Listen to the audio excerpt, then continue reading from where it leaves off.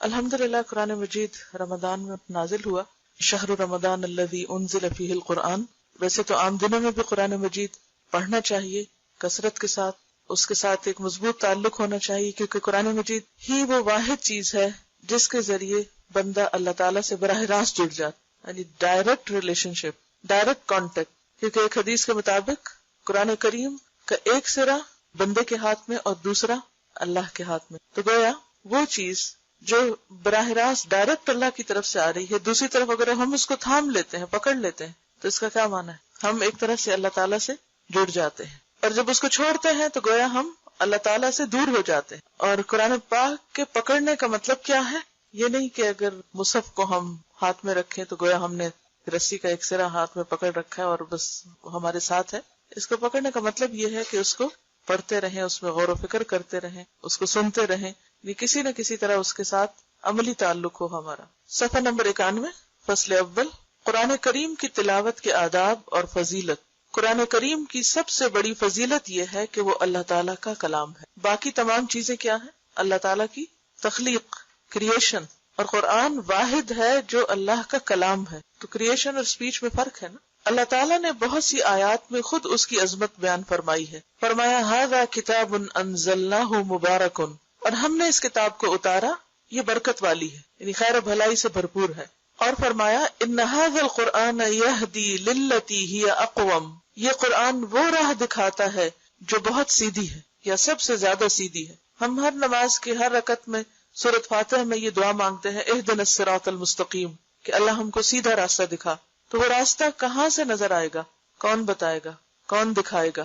قرآن۔ ان ھذا القرآن، یقیناً یہ قرآن، یہدی، ہدایت دیتا ہے، راستہ دکھاتا ہے، للتی، وہ جو ہی اقوم، سب سے زیادہ درست، سیدھا اور اسٹریٹ ہے، جس میں کوئی کجی نہیں۔ اور اگر کوئی شخص قرآن چھوڑ کر کسی اور ذریعے سے ہدایت پانا چاہے تو وہ نہیں پا سکتا۔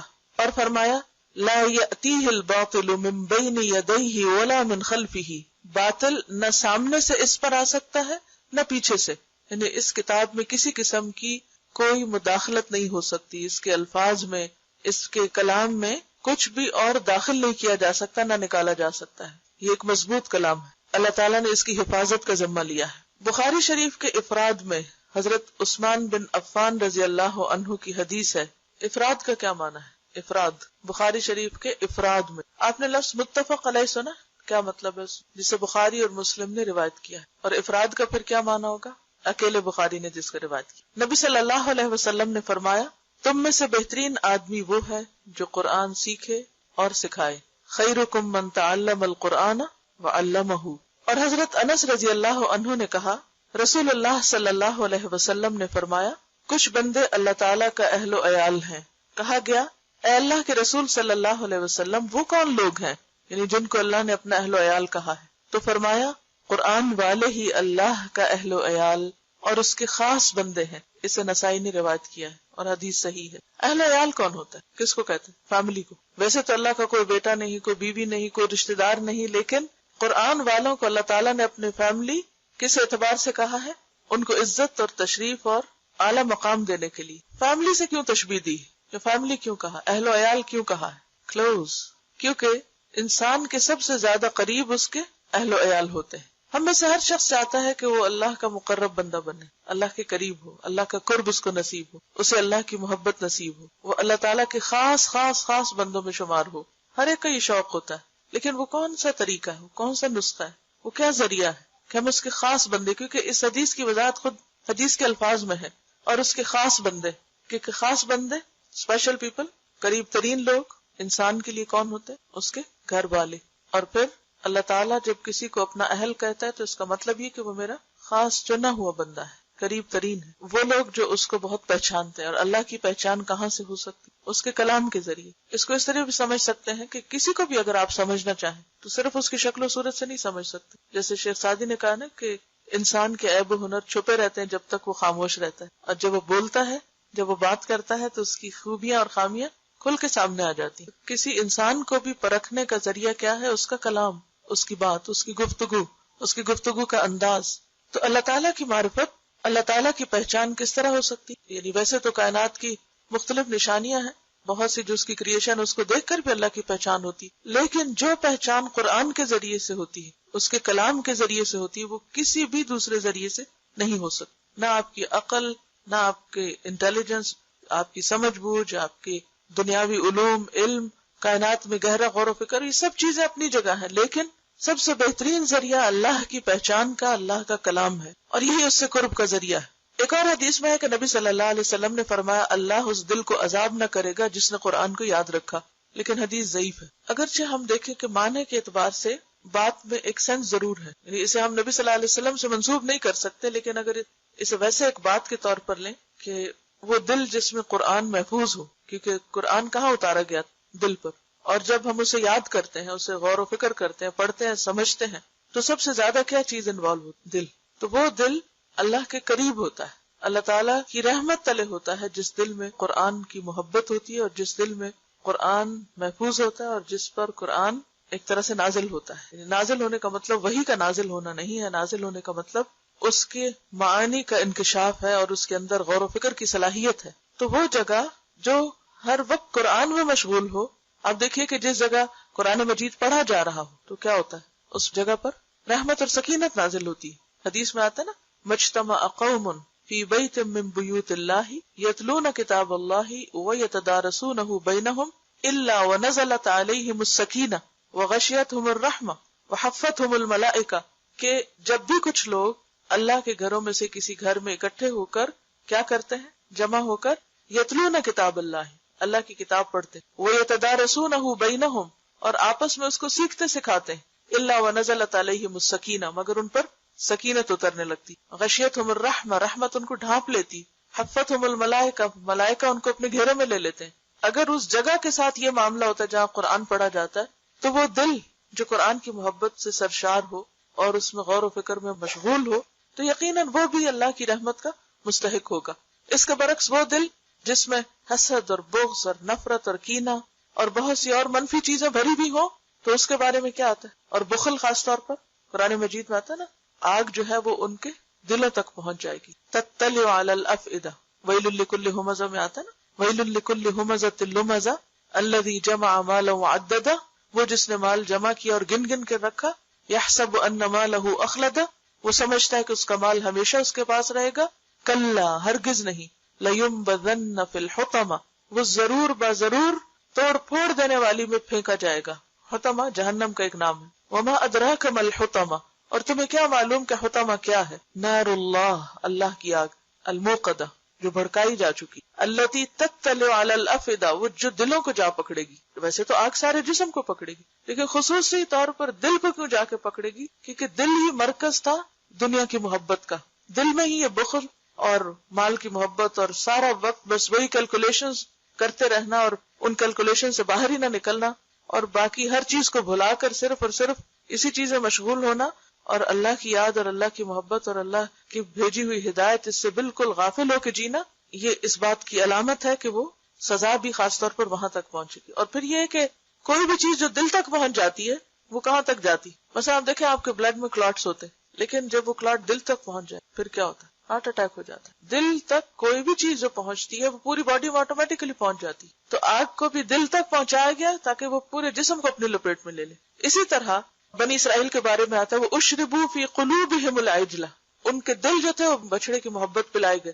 تو محبت کا مرکز بھی وہی ہے، جو چیز دل میں سما جائے پھر اس کا اثر پورے جسم پر آ جاتا ہے، پورا جسم اس سے سرشار ہو. تو آپ نے دیکھا ہوگا کہ جب قرآن آپ کو سمجھ آنے لگتا ہے، یہ قرآن کی تاثیر ہوتی ہے آپ کے اوپر، تو وہ دل تک پہنچ کر پورے جسم کے ایک ایک بال اور کھال جو ہے وہ اس سے متاثر ہو جائے. تقشعر منہ جلود الذین آمنوا، پھر ان کی جلد جو ہے ان کے رونگٹے کھڑے ہو جاتے ہیں جب ان پر قرآن کی آیات پڑھی جاتی، تو وہ دل کو ہٹ کرتی ہیں اور پھر وہاں سے پورے جسم پر اس کا اثر جاتا ہے. اور ابن عمر رضی اللہ عنہما نے کہا کہ نبی صلی اللہ علیہ وسلم نے فرمایا، قرآن والے سے کہا جائے گا پڑھتا جا اور چڑھتا جا، یعنی اوپر اوپر جاتے جاؤ، اور ترتیل سے پڑھ، ترتیل سے، جیسے کہ سورۃ مزمل میں آتا ہے وَرَتِّلِ الْقُرْآنَ ترتیلا، اور قرآن کو آہستہ آہستہ ٹھہر کر پڑھو، یعنی اس کا حق ادا کرتے ہوئے. ایسا نہ پڑھو کہ آدھے حرف پڑھے جائیں اور آدھے نہیں، یعنی یتلونہ حق تلاوتہ، تلاوت کا حق ادا کرتے ہوئے پڑھنا چاہیے، جیسا کہ تو دنیا میں پڑھا کرتا تھا.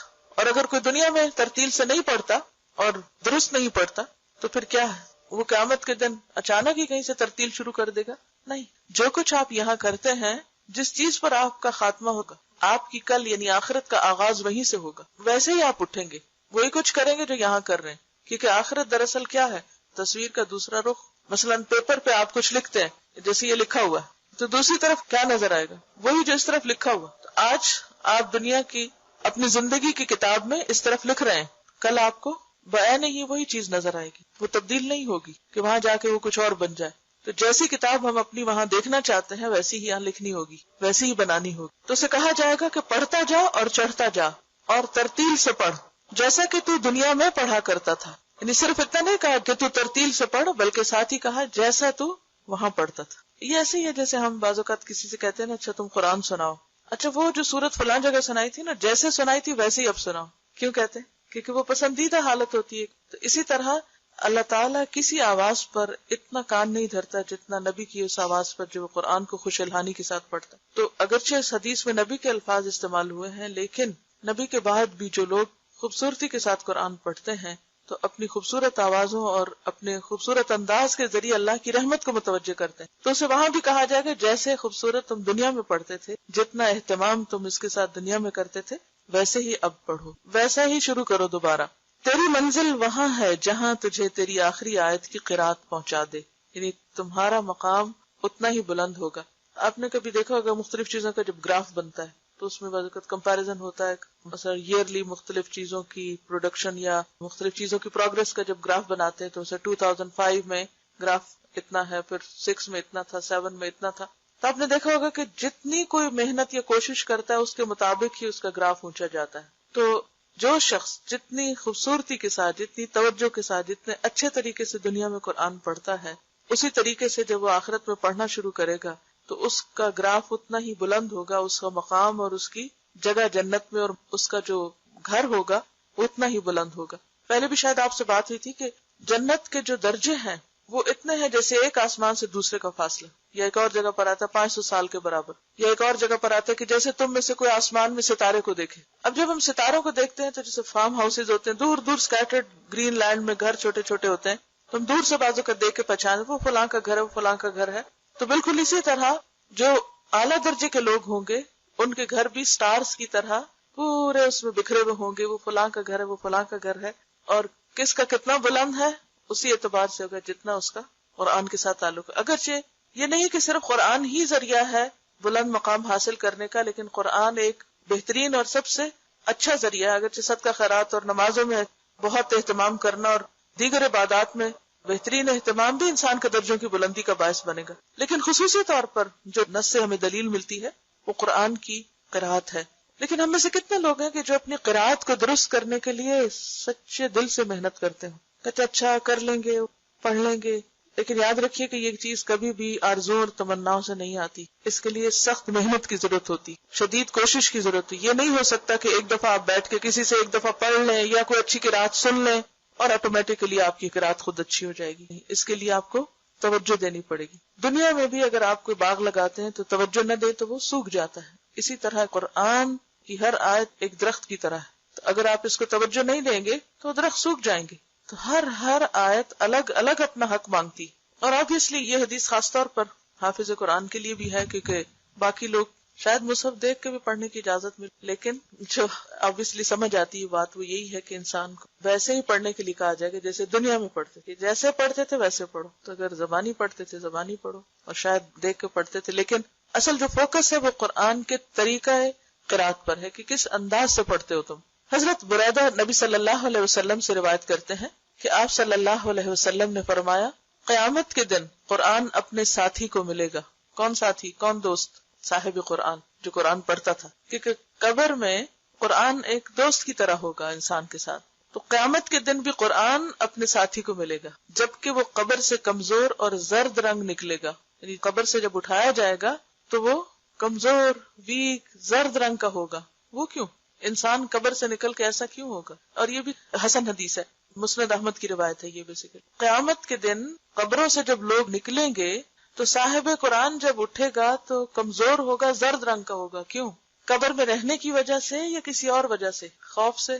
اور دنیا میں قرآن پڑھنے کی وجہ سے، قرآن کے ساتھ گہرا تعلق رکھنے کی وجہ سے جو اس کی حالت ہو گئی تھی اس کے ساتھ ہی وہ فوت ہوا، اسی حال پہ دفن ہوا، اسی طرح اٹھے گا۔ قرآن پاک میں منافقین کی صفت کیا آتی؟ اذا رأیتہم تعجبک اجسامہم، جب تم انہیں دیکھو تو ان کے جسم تمہیں بہت متاثر کریں، کیونکہ ان کی ساری توجہ کس پر ہے؟ جسموں کی طرف۔ اور بات یہ ہے کہ اگر آپ کسی فٹنس پروگرام میں شریک ہو جائیں تو پھر آپ کسی اور چیز کی طرف توجہ نہیں کر سکتے، اور اگر آپ قرآن پروگرام میں شریک ہو جائیں تو پھر جسم متاثر ہوتے ہیں۔ اور کثرت قرات جو ہے یا قرآن کے ساتھ جو مشغولیت ہے وہ بہرحال انسان کو، کیونکہ قرآن وہ کلام ہے جو پہاڑ پہ اتارا جاتا تو کیا ہوتا؟ لو انزلنا هذا القرآن على جبل لرأيته خاشعا متصدعا من خشية الله، اگر ہم یہ قرآن پہاڑ پر اتارتے تو تم دیکھتے کہ پہاڑ اللہ کی خشیت سے دب جاتا، ٹکڑے ٹکڑے ہو جاتا، خاشع خشوع سے جھک جاتا، دب جاتا، یعنی بیٹھ جاتا۔ اس کی وہ جو اونچائی ہے نا، وہ جو چوٹی اٹھی ہوئی ہے، وہ اٹھی ہوئی چوٹی نہ رہتی بلکہ کیا ہوتی؟ دب جاتی، یعنی اتنی اس کے اندر تواضع آ جاتی۔ پہاڑ اصل میں ایک گرینڈر اور ایک تکبر کی علامت ہے۔ جب قرآن پاک میں تکبر والی چال کا ذکر آتا ہے تو وہاں پر آتا ہے انک لن تخرق الارض ولن تبلغ الجبال طولا، تم پہاڑوں کی بلندی کو نہیں پہنچ سکتے۔ تو وہ پہاڑوں کی جو اونچائی اور بلندی ہے ایک سمبل بھی ہے اونچا ہونے کا۔ تو پہاڑ بھی قرآن کی وجہ سے کیا ہو جاتے؟ ان کا تکبر اور ان کی اونچائی اور بڑائی ختم ہو جاتی، بیٹھ جاتے، اور صرف بیٹھتے ہی نا، متصدعن، ٹکڑے ٹکڑے ہوتے۔ اگر آپ نے کبھی کوئی سین دیکھا ہو ڈائنامائٹ سے پہاڑ کو توڑنے کا تو آپ دیکھیں چھوٹی چھوٹی اس کی جو کرچیاں ہوتی ہے نا وہ یوں اڑ رہی ہوتی دھول بن کے، اور کیا انسان متاثر نہ ہوگا؟ آپ نے دیکھا ہوگا کہ جب بچے حفظ کر رہے ہوتے ہیں یا جو لوگ واقعی قرآن کے ساتھ تعلق رکھے ہوئے ہوتے ہیں اور حقیقی معنوں میں، کیونکہ انما یخشی اللہ من عبادہ العلماء، اگر قرآن دل میں جاتا ہے نا، اندر اترتا ہے تو ضرور متاثر کرتا ہے، لازمی طور پر انسان کے اندر عاجزی آتی، اور اگر وہ دل میں نہ جائے، اوپر اوپر رہے تو پھر وہ انسان کی شان تو بلند رہے گی مگر اس کے اندر یہ خصوصیت نہیں آ سکتی۔ تو یہ کوئی معمولی کتاب نہیں ہے، کوئی معمولی کلام نہیں ہے۔ اس کو اٹھانا اور اس کو محفوظ کرنا اور اس کا حق ادا کرنا انسان کی انرجی لیتا ہے۔ تو قیامت کے دن جب قبر سے اٹھے گا انسان زرد رنگ کا ملگجے حال والا، تو پھر کیا ہوگا؟ قرآن فوراً آ جائے گا ملاقات کے، سوچیے، اور کہے گا کیا تو مجھے پہچانتا ہے؟ مجھے جانتے ہو؟ پہچانو میں کون ہوں۔ ایسا کب ہوتا ہے؟ جب آپ کو کوئی بچھڑا ہوا دوست بہت عرصے کے بعد ملے، مثلا بچپن کے دوست اب اگر آپ کو ملے، جیسے اگر آپ کی 40-50 عمر ہو گئی ہے، اسکول کے، کالج کے، تو سب کے حلیے بدلے ہوئے ہوتے ہیں نا، سب کی شکلوں میں کچھ نہ کچھ فرق آ چکا ہوتا ہے، فٹنس ہر چیز بدل چکی۔ پھر کیا کہتے ہیں؟ پہچانتے ہو مجھے؟ کون ہوں میں؟ وہی تمہارا وہ ساتھی جو فلاں جگہ تمہارے ساتھ پڑا تھا۔ تو قرآن بھی کہے گا کیا تو مجھے پہچانتا ہے؟ وہ کہے گا میں نہیں پہچانتا۔ کیوں کہے گا؟ ایک تو وہ ہال ایسا ہوگا قبر سے نکلنے کا، اور دوسرا یہ کہ ظاہر ہے کہ کسی فزیکل شیپ میں تو قرآن کو کسی نے دیکھا نہیں دنیا میں۔ وہ کہے گا میں تیرا ساتھی قرآن ہوں، کہ میں نے تجھے گرمی میں پیاسا رکھا، کیونکہ یہ نہیں ہو سکتا کہ آپ قرات کریں اور صاحب خوب پانی بھی پیئیں، بھول جاتے ہیں آپ پانی پی۔ میں نے تجھے گرمی میں پیاسا رکھا اور رات کو جگایا، کیونکہ رات بہترین وقت ہے قرآن کو پڑھنے اور سننے اور یاد کرنے۔ کیوں؟ کیونکہ یکسوئی ہوتی ہے۔ نبی صلی اللہ علیہ وسلم سے بھی کیا کہا گیا شروع کی جب سورۃ المزمل نازل، بالکل ابتدائی دور کی صورتوں، قم اللیل الا قلیلا نصفہ او انقص منہ او زد علیہ ورتل القرآن ترتیلا انا سنلقی علیک قولا ثقیلا، ہم آپ پر بہت بھاری بات نازل کرنے والے ہیں، اتارنے والے ہیں، ڈالنے والے ہیں۔ تو قم اللیل، قرآن اور رات کا ایک خصوصی تعلق ہے۔ جو لوگ رات کو قرآن نہیں پڑھتے، قرآن پوری طرح ان کے اندر نہیں اتر سکتا۔ انسان رات کو صرف وہ کام کرتا ہے جس کا اسے بہت شوق ہو، ورنہ نیند کسی بھی چیز کے لیے قربان نہیں کی جا سکتی۔ انسان نیند کس چیز کے لیے قربان کر سکتا؟ آپ کب جاگتے ہیں؟ سوچیں، اب جن لوگوں کو ٹیلی ویژن دیکھنے کا شوق ہوتا ہے، کوئی خاص شو دیکھنے کا، ان کی محبت اس میں ہے تو وہ کیا کرتے ہیں؟ رات رات بھر جاگ کے فلمیں دیکھتے ہیں۔ اسی طرح جب کوئی عزیز دوست آئے تو عموماً آپ کیا کرتے ہیں؟ کوئی رشتے دار آئے آپ کے، یہاں تو خیر تجربہ کم ہی ہوتا ہوگا آپ کو، لیکن عموماً شادیوں وغیرہ میں لوگ اکٹھے ہوتے ہیں بہت عرصے کے بعد، تو پھر کیا کہتے ہیں؟ رات کو جاگ کے بہت دیر باتیں۔ آپ صرف اپنی محبوب چیز کے لیے رات کو جاگ سکتے ہیں، کیونکہ نیند اس سب کو بہت پیاری ہوتی، نیند کو صرف محبوب چیز کے لیے قربان کیا جا سکتا۔ تو واقعی جس کو قرآن سے محبت ہوگی وہ قرآن کے لیے اپنی نیند چھوڑے گا۔ تو قرآن کہے گا میں تیرا دوست ہوں، میں نے تجھے گرمی میں پیاسا رکھا اور رات کو جگایا۔ اور ہر تاجر اپنی تجارت کے پیچھے ہے، ہر تاجر اپنی تجارت کے پیچھے ہے، اور میں آج تیرے لیے ہر تجارت سے اچھا ہوں۔ یعنی لوگ دنیا کے کاروبار میں لگے رہے، دنیا کا مال کمانے میں، دنیا کے پیچھے بھاگتے رہے، جابز کے پیچھے اور چیزوں کے پیچھے۔ چلے مردوں کی تو پھر ایک ضرورت ہوتی ہے، لیکن آج کے دور میں تو عورتوں کے لیے بھی جاب کرنا فرض سمجھ لیا گیا کہ وہ ضرور پیسے کمائیں، اور اگر وہ نہیں کرتی شاید وہ کوئی جرم کر رہی. حالانکہ اسلام نے عورت پر رتی برابر بھی یہ ذمہ داری نہیں ڈالی کہ وہ کما کر کچھ لائے. اگر وہ کرتی ہے تو ٹھیک ہے، اسے ایک حد تک اجازت ہے اپنی پابندیوں میں رہ کر کام کرنے کی، یا اگر کوئی مجبوری ہے تو ٹھیک ہے وہ کر سکتی ہے، لیکن ذمہ داری نہیں، فریضہ نہیں ہے اس کے اوپر. تو اس اعتبار سے ایک خاتون ہونا میں سمجھتی بہت بڑا پریویلیج ہے کہ ہم اگر نہیں کوئی کام کرتے تو نہ کرے تو ہم اللہ کے ہاں گناہگار نہیں. ہاں مرد اگر وہ اپنی بیوی بچوں کو بھوکا رکھتے ہیں، نہیں کھلاتے تو ان کی پوچھ ہے، پکڑ. تو بہرحال یہاں یہ کہا جا رہا ہے کہ ہر تاجر اپنی تجارت کے پیچھے ہے. کیا مطلب؟ یعنی جس کو جس چیز کے کمانے اور نفع حاصل کرنے اور پروفٹ بنانے کا شوق تھا، وہ دن کو کیا رات کو بھی اس کے پیچھے لگا رہا. اور میں آج تیرے لیے ہر تجارت سے اچھا ہوں. قرآن مجید میں بھی آتا ہے نا، ہوا خیر مما یجمعون. یہ قرآن بہتر ہے ہر اس چیز سے جسے لوگ جمع کر رہے ہیں. مثلا آج ستمبر کی کون سی تاریخ؟ 5. آپ لوگوں نے 7 ستمبر سے قرآن پڑھنا شروع کیا تھا، تقریباً 1 سال ہونے کو. اس 1 سال میں آپ نے سورۃ یاسین تک قرآن کو جمع کیا، اس کا ترجمہ یاد کیا، اس کے معنی کو سمجھا، جس حد تک بھی جس سے جو محنت ہوئی، کوشش ہوئی، آپ نے سمیٹا اس کو. ہر ایک کا سمیٹنا فرق ہے نا، سب نے ایک جیسا نہیں دیا، تو سب کو برابر کر گیا، لیکن ہر ایک نے جمع اپنے اپنے ظرف یا برتن یا کیپیسٹی کے اعتبار سے کیا اس کو. لیکن کچھ لوگ سوچتے رہے کس چیز نے روکا ان کو یہاں آنے سے، مثلا کسی جاب نے یا کسی اور ایسے ہی کام نے. اس 1 سال میں انہوں نے کتنا مال کما لیا ہوگا، کتنے پیسے کما لیے، اس سے کتنا کچھ کیا بنا لیں گے. ہو سکتا ہے ان کی ضرورت ہے تو ایک الگ بات ہے، لیکن اگر صرف شوق ہے، کئی لوگ صرف جاب کس لیے کرتے ہیں کہ اتنا پڑھا تو اب گھر بیٹھ جائیں کہ میری سیٹسفیکشن نہیں ہوتی. تو اگر صرف شوق کے لیے مال جمع کیا، وہ مال کہاں رکھا ہوگا؟ بینک میں. مثلا وہ بینک کا مال کون استعمال کر رہا ہے، کس کو فائدہ دے رہا ہے؟ یا کوئی چیز خریدی ہوگی، مثلا کسی نے زیور خریدا، وہ زیور کہاں رکھا ہوا؟ یا ہاتھ پر رکھا ہوگا یا کسی بینک کے لاکر میں رکھا ہوگا. اسی طرح کچھ اور، اسی طرح دنیا کی چیز کو ڈیکوریشن پیس خوبصورت، کوئی اچھے کپڑے خرید لیے ہوں گے، وہ ساری چیزیں کہاں رہیں گی؟ یہیں رہ جائیں گی. لیکن وہ خزانہ جو قرآن سیکھ کر آپ سمیٹتے ہیں، دنیا کی کوئی چیز اس کے برابر نہیں، کچھ بھی نہیں ہے ہی نہیں کہیں. ہوا خیر مما یجمعون. جو کچھ بھی انسان کماتا ہے، جو بھی جمع کرتا ہے، سمیٹتا ہے، کتنا کھا لیتا ہے، کتنا پہن لیتا ہے، باقی کس کے کام آتا ہے، چاہتے ہوئے یا نہ چاہتے ہوئے. بعض اوقات انسان خوشی سے کسی کو دیتا ہے اور بعض اوقات نہیں بھی خوشی سے دیتا اور دوسرے لے جاتے ہیں. اور وہ کس کام لگاتے ہیں اس کو؟ مثلا ہماری اولاد لے جاتی ہے، کوئی بھی لے جائے، کس کام لگائیں گے؟ ہمیں نہیں پتا کیا کریں گے ہمارے مال سے، ہمارے کام تو نہیں آئے. ما اغنى عنہ مالہ وما کسب. اگر نیت درست نہیں، مقصد درست نہیں، تو کمایا ہوا مال بھی کام نہیں آئے گا، سب کچھ یہیں رہ جائے گا. تو وہ کہے گا ہر تاجر اپنی تجارت کے پیچھے ہے اور میں آج تیرے لیے ہر تجارت سے اچھا ہوں. پھر اس کے دائیں ہاتھ میں اختیار دیا جائے گا.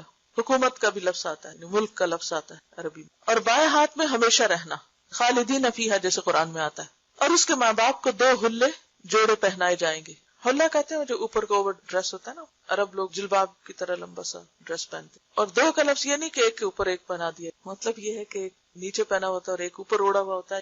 خدائی بہتر جانتا ہے ان کی اصل صورت کیا ہوگی اور اس کی قیمت کیا ہوگی کہ ساری دنیا ان کی قیمت نہیں بن سکتی. پوری دنیا کا مال خرچ کر کے آپ دنیا میں وہ کپڑا نہیں خرید سکتے.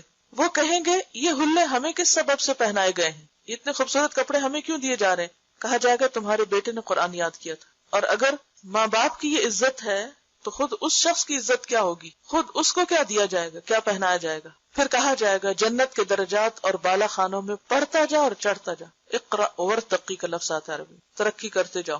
وہ جب تک پڑھتا رہے گا چڑھتا رہے گا، خواہ تیزی سے پڑھے یا آہستہ، جیسے چاہے پڑھے، جتنی دیر چاہے لگائے، انجوائے کرے. ابن مسعود رضی اللہ عنہ نے کہا قرآن والے کو چاہیے کہ وہ اپنی رات کو پہچانے جبکہ لوگ سوئے ہوئے ہوں، اور اپنے دن کو جبکہ لوگ کھانا کھائیں، اور اپنے غم کو جبکہ لوگ خوش ہوں، اور اپنے رونے کو جبکہ لوگ ہنسیں، اور اپنی خاموشی کو جبکہ لوگ باتیں کریں، اور اپنے خشوع کو جبکہ لوگ تکبر کریں. کیا مطلب ہے اس کا؟ وہ اپنی رات کو پہچانے جبکہ لوگ سوئے ہوئے. رات کو پہچاننے کا مطلب کیا ہے؟ یعنی اس کی قدر و قیمت جانے کہ لوگ سو کر غفلت میں گزار رہے ہیں، کیونکہ جن کی زندگی میں کوئی مقصد نہیں ہوتا، کوئی پیشن نہیں ہوتا، انہیں سونے کا بہت شوق ہوتا ہے. وہ سو کر پھر سوتے ہیں، پھر سوتے ہیں. قرآن والے کے آس پاس لوگ سوئے پڑے، لیکن ان کے آس پاس لوگ سوئے بھی ہوں تو وہ خود کیا کرتے ہیں؟ وہ ان کے طریقے پہ نہیں چلتے، وہ اس پہ حسرت نہیں کرتے ہائے کتنے خوش قسمت یہ سو رہے ہیں اور میں کس مصیبت میں. سب آرام کر رہے ہیں اور مجھے پڑھنا پڑ رہا ہے. وہ اپنی رات کو پہچانے، یعنی رات کی قدر و قیمت پہچانے کہ جب وہ زیادہ بہتر طور پر پڑھ سکتا ہے،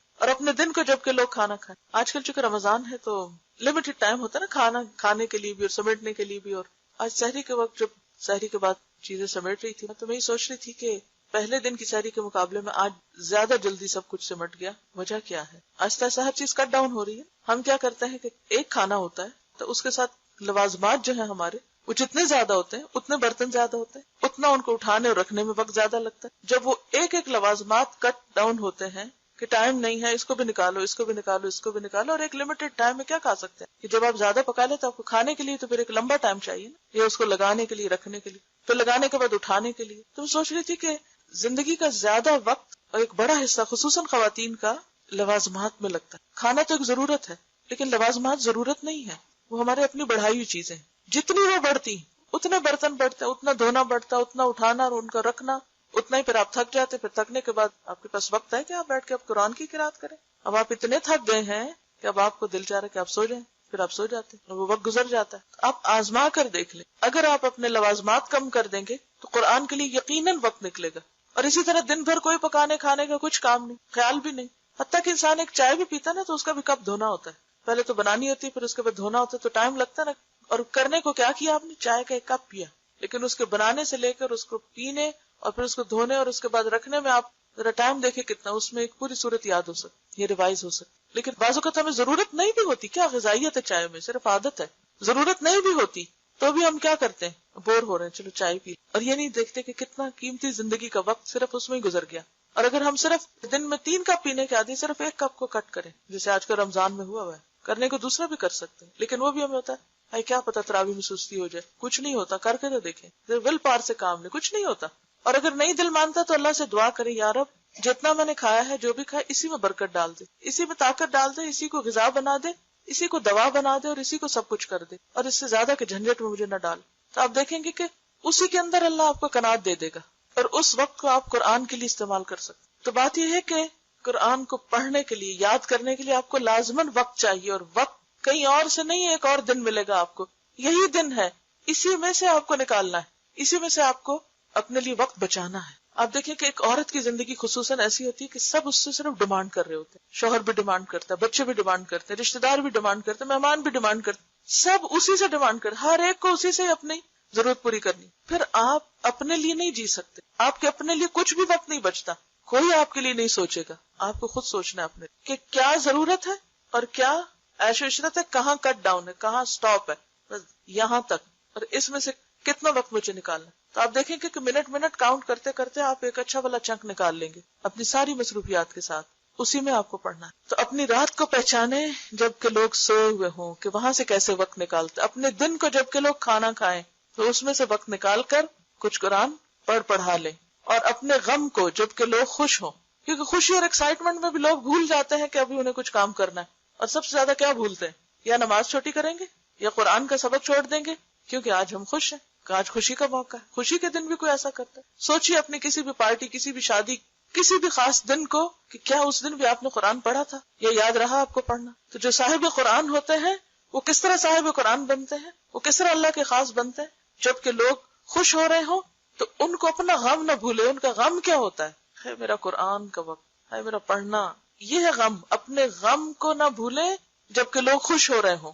غم کو نہ بھولیں. یہ نہیں کہ وہ کسی 10 سال پہلے مرے ہوئے شخص کو یاد کر کے رونا شروع کر دے. کچھ لوگ ہوتے ہیں زندگی میں ایسے کہ چاہے 10 سے 20 سال بھی پہلے فوت ہو تو ان کو یاد کر کے رونا آتا ہے، لیکن ان کو بھی ہمارا رونا کیا فائدہ. مجھے کبھی بھی رونا ہو نا، میں صرف ایک لمحے کے لیے اپنے والد کو یاد کروں تو میں رو سکتی. اتنی شدید محبت تھی مجھے ان سے، اور قرآن کی وجہ سے. ہر بیٹی کو باپ سے محبت ہوتی ہے، لیکن چونکہ انہوں نے مجھے قرآن دیا، قرآن سے مجھے محبت، اور اس محبت کی وجہ سے ان سے محبت ہے. تو کسی بھی لمحے میں رو سکتی ہوں، مجھے رونا مشکل نہیں اگر میں ان کو یاد کروں. لیکن میرا رونا ان کو کیا فائدہ دے اور مجھے کیا فائدہ دے. تو میں فوراً اس وقت کو پھر واپس قرآن کی طرف لاتی، کیوں نہ میں کچھ اس میں سے پڑھا لوں تاکہ ان کے لیے صدقہ جاریہ بنوں. تو جب لوگ اپنی دنیا میں مست ہوں، باتوں میں، فضول گفتگو میں، تو صاحب قرآن اس میں شریک نہ ہو. وہ اپنے وقت کو پہچانے اور اپنے قرآن کی طرف مائل ہو جائے. اور اپنے رونے کو جب کہ لوگ ہنسیں، کہ لوگ غفلت سے ہنس رہے ہیں تو اس کو کیوں رونا آئے، یہ کیوں بھول گئے.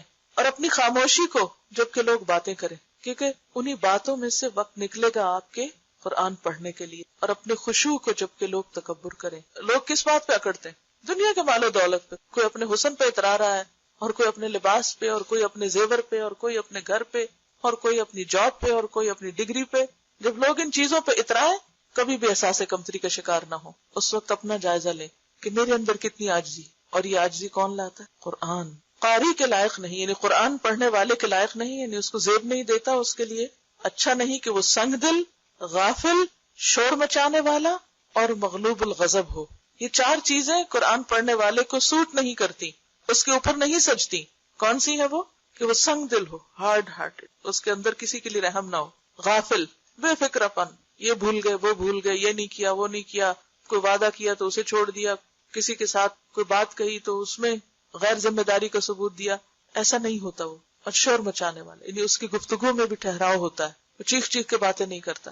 اور غصے میں ایسا مغلوب نہیں ہوتا کہ وہ بھول جائے کہ اس کے کرنے کا کام کیا تھا، یعنی اس کا غصہ بھی اعتدال میں ہونا چاہیے. فضیل نے کہا قرآن کا حامل یعنی قرآن پڑھنے والا، صاحب قرآن اسلام کا علم بردار ہے، اسلام کا ریپریزنٹیٹو ہے.